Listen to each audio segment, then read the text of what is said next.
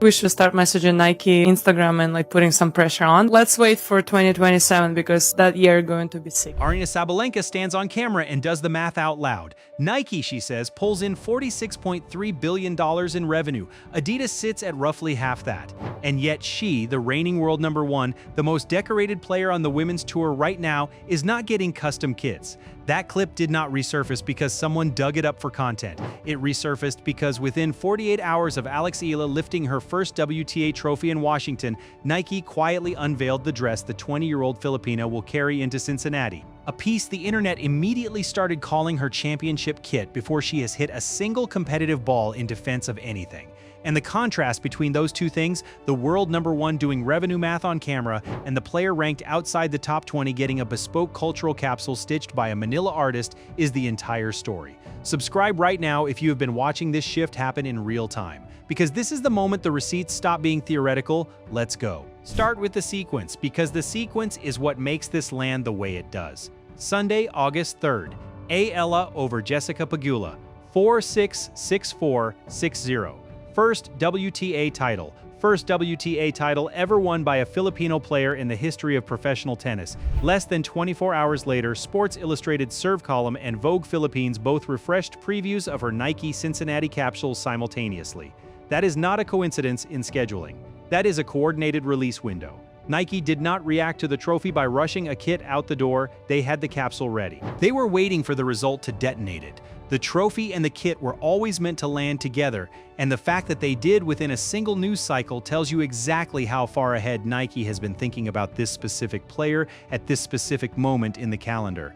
Now here's the detail almost nobody in mainstream tennis media picked up, and it changes how you read the dress entirely. Nike did not simply hand Eala a color palette and a template. Earlier in the summer, they commissioned a Manila-based artist named Georgina Camus to design a sampaguita motif, the Philippine national flower, embroidered directly into the fabric. Vogue Philippines buried the detail in a single paragraph. The mainstream tennis press largely missed it, but Filipino fans who had been paying attention since the Wimbledon visor already knew what it meant. That is not a sponsorship. That is a cultural commission. The dress retailed at $185. It reportedly sold out. Nike did not just make a garment. They made something the market chased. And the market chased it before a single match was played in it. Now compare that to what happened when Sabalenka's US Open kit dropped a few weeks later. Yahoo Sports ran the headline without softening it. Tennis fans criticized Nike over Aryna Sabalenka's US Open kit. Comments called it generic. Critics said Nike had lost its creative direction entirely. The world number one got a standard silhouette and a wave of public backlash from her own fan base. The player ranked outside the top 20 got a bespoke cultural capsule and viral sellouts. That contrast is not narrative spin. That is the receipt. Two Nike athletes, same tournament window, completely opposite outcomes, and the one who got the better treatment was not the one with the higher ranking. To understand why Nike made that specific choice, you have to understand where Nike actually sits in tennis right now, because the commercial picture behind this changes everything. According to Sportico, Adidas and Y3 outfitted 15 seeded players at the 2025 US Open. Nike outfitted 11. Sabalenka, the world number one, the most commercially obvious choice for a marquee investment, is the highest profile Nike woman currently without a custom capsule of her own. On the men's side, Jannik Sinner had his signature logo teased at the ATP Finals in Turin nearly 2 years ago, and a full line has still never launched. Carlos Alcaraz has a trademarked logo that has never been publicly released. Nike, the company that once defined what professional tennis looked like for 2 decades, is losing ground seeded player by seeded player. And their response has not been to chase rankings. Their response has been to chase stories. Osaka got the chess concept capsule, Eala got the sampaguita, and the world number one got a jersey the internet openly mocked in the same week. That is not an accident. That is a strategic pivot the rest of the sport is being forced to reckon with in real time.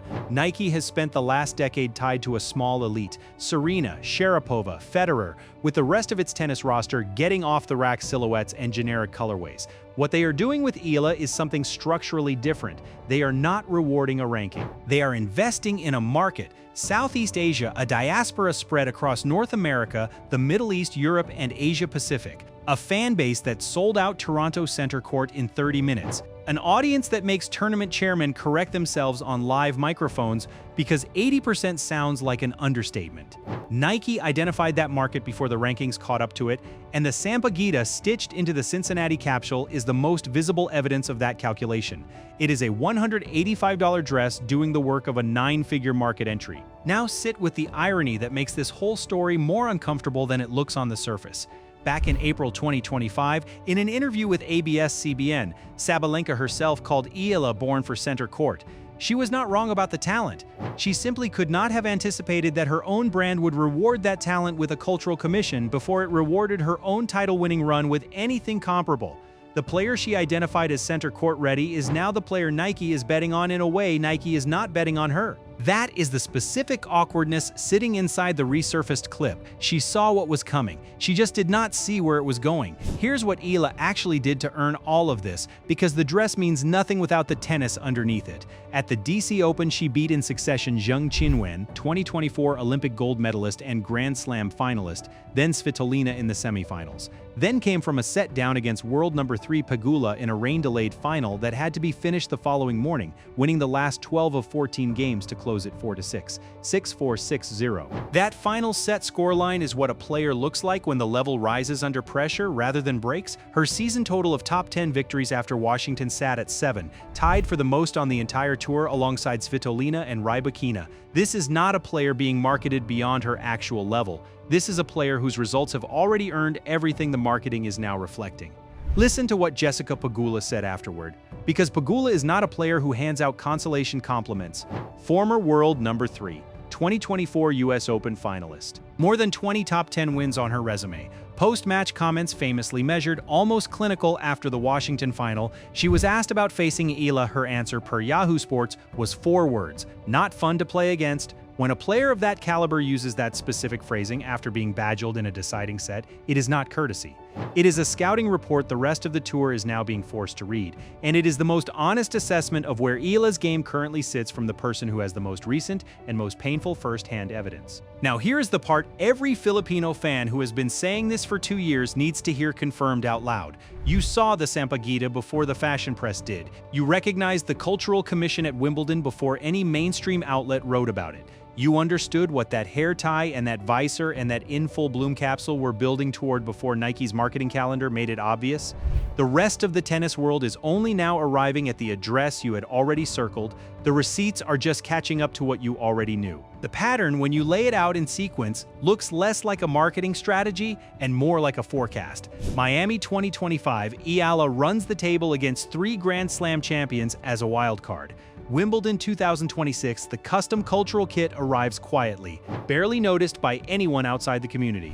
Washington 2026, the trophy arrives. Cincinnati 2026, the capsule arrives before she has hit a single competitive ball in defense of anything.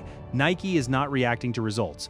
Nike is building a coronation in real time, each step landing slightly louder than the last, each one reaching a slightly larger audience. The sequence is too tidy to be accidental and too consistent to be coincidence, and the timing of the Cincinnati reveal specifically detonates the whole thing in a way no single piece of that sequence does on its own. The capsule was previewed within 48 hours of the Washington Trophy. Sabalenka enters Cincinnati as the defending champion of that exact tournament.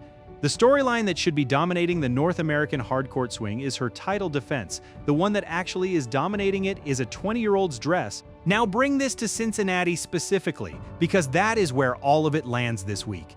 Eala walks into the Lindner Family Tennis Center as the WTA's most commercially interesting story of the summer, carrying a 7-match winning streak across 2 tournaments, a career-high world number 20 ranking, and a Nike capsule that sold out before anyone wore it on court. Sabalenka walks in as the defending champion, trying to hold off a shift in her own brand's attention that she has already noticed and commented on publicly. These 2 players cannot meet before the final if they both get there.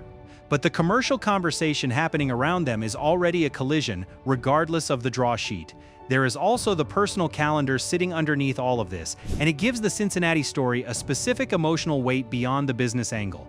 Exactly 368 days ago, on July 31, 2025, Eala withdrew from Cincinnati with a shoulder injury after an early exit in Montreal. She spent that tournament week watching from a couch, her season looking like it might quietly come undone. She did not post a manifesto. She did not stage a public comeback narrative. She rehabbed, By March 2026, she was at a career-high ranking. By August 3, 2026, she was lifting the trophy in Washington and telling the camera she was over the moon. From the couch to the coronation kit in 368 days, she did not need to narrate the journey. The calendar did the talking for her.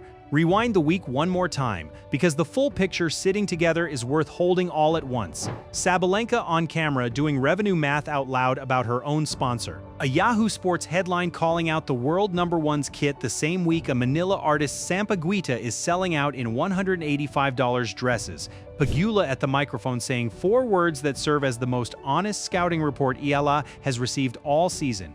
A Cincinnati capsule landing 48 hours after a first WTA title into the exact tournament Eala was watching on TV from a couch 1 year ago, and a Nike that is not chasing the ranking, it is chasing the market, the story, and the future.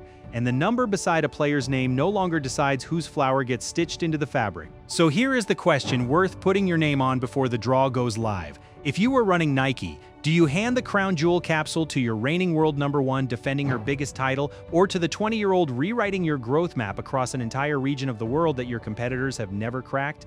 And while you're at it, who lifts the Cincinnati trophy on August 18th, the defending champion, or the new face of the brand? Drop your call in the comments right now before the draw drops, because when it happens, you want that sitting there as your receipt. Subscribe and hit the bell. We are covering the Cincinnati capsule, the draw breakdown, and every point of whatever collision course this tournament is building toward, all the way to Flushing Meadows. Because this is not a story about a dress. It is a story about who Nike decided was the future of tennis, and it is